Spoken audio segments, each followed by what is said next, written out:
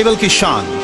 Bible कायनात को अपने कलाम से बनाने और कलाम ही की कुदरत से संभालने वाले जिंदा खुदा का जिंदा कलाम है, जिसे उसने अपने हर नाम से ज्यादा अजमत दी है।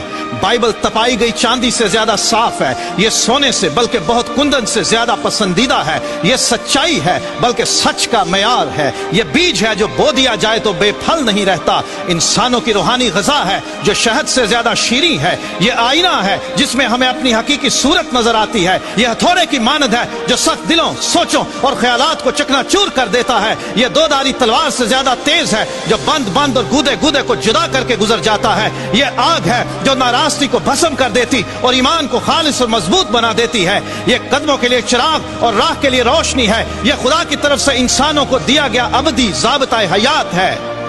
बाइबल का हर एक सहीफा खुदा के इल्हाम से है जो तालीम और इल्जाम और इस्लाह और रास्तबाजी में तरबियत पाने के लिए मुफीद है। बाइबल की किसी बात की तावील किसी के जाती इख्तियार पर मौकूफ नहीं और ना ही कोई बात किसी इंसान की ख्वाहिश पर हुई, बल्कि आदमी रूहुल कुद्स की तहरीक के सबब से खुदा की तरफ से बोलते और लिखते थे। खुदा ने हिस्सा ब हिस्सा और तरह ब तरह नबियों और फिर रसूलों की मार्फत कलाम किया।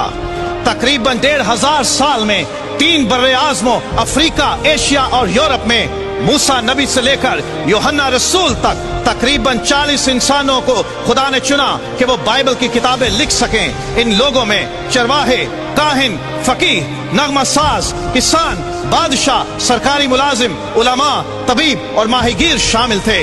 उनके जमाने अलग, हालात अलग और मकामात भी अलग अलग थे, तो भी बाइबल की तमाम किताबों में एक ही मरकजी मजमून का पाया जाना और इसमें किसी भी तरह के अंदरूनी तजाद या इख्तलाफ का ना पाया जाना यह जाहिर करता है कि बाइबल खुदाए वाहिद का शाहकार है। बाइबल की हजारों नबूवतें तारीख में लफ्ज ब लफ्ज पूरी हो चुकी हैं और अब भी यह सिलसिला जारी है, जो इस बात का सबूत है कि यह कलाम ऐसी हस्ती का है जो इंसानों समेत तमाम कायनात के माजी, हाल और मुस्तकबिल से ना सिर्फ वाकिफ है बल्कि उस पर इख्तियार रखती है। बाइबल दुनिया में सबसे ज्यादा जुबानों में पढ़ी, सुनी और सुनाई जाने वाली किताब है, लेकिन तारीख में सबसे ज्यादा इम्तहानों से गुजरने वाली किताब भी बाइबल ही है। हर दौर में कलाम खुदा की मुखालिफ कुव्वतों ने तारीखी, जुग्राफियाई, अदबी और सकाफती समेत तमाम दस्तयाब उलूम इस्तेमाल करते हुए इस किताब की सच्चाइयां झुठलाने, इसका इख्तियार खत्म करने और इसकी तासीर मिटाने की बेहद कोशिशें की, लेकिन यह किताब हर इम्तिहान में खरी साबित हुई। इसकी मुखालिफत करने वाली कुव्वतें खुद मिट गईं, लेकिन इस किताब की सच्चाइयां, इख्तियार और तासीर आज भी कायम है।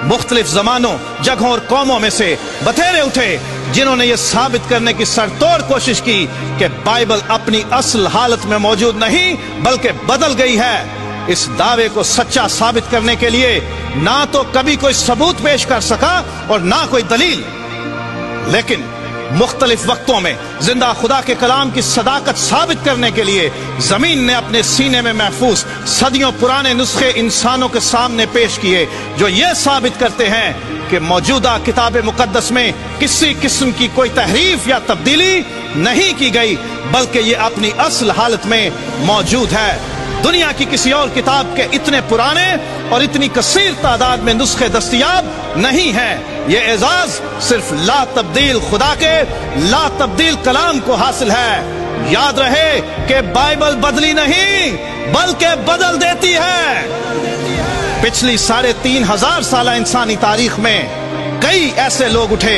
जिन्होंने अपने इख्तियार, ताकत और वसाइल का इस्तेमाल करते हुए कलाम खुदा को सफ़ाए हस्ती से मिटा देने की कोशिश की और इस कलाम पर ईमान रखने वालों और इसकी मुनादी करने वालों को घायल किया, मारा, जिंदा जलाया, खूंखार दरिंदों के सामने डाला, जलते हुए तेल में डाला, जानवरों की खालों में सिया, सूलियों पर चढ़ाया और यह भी दावा कर दिया कि हमने बाइबल का वजूद इस दुनिया से खत्म कर दिया है। लेकिन याद रहे कि बाइबल को मिटाने के दावे करने वाले खुद मिट गए, लेकिन बाइबल अपनी पूरी शान, सदाकत, इख्तियार और तासीर के साथ आज भी कायम है। हर बशर घास की मानंद है और उसकी सारी शान और शौकत घास के फूल की मानंद। घास तो सूख जाती है और फूल गिर जाता है, लेकिन खुदावंद का कलाम अब तक कायम रहेगा, अब तक कायम रहेगा।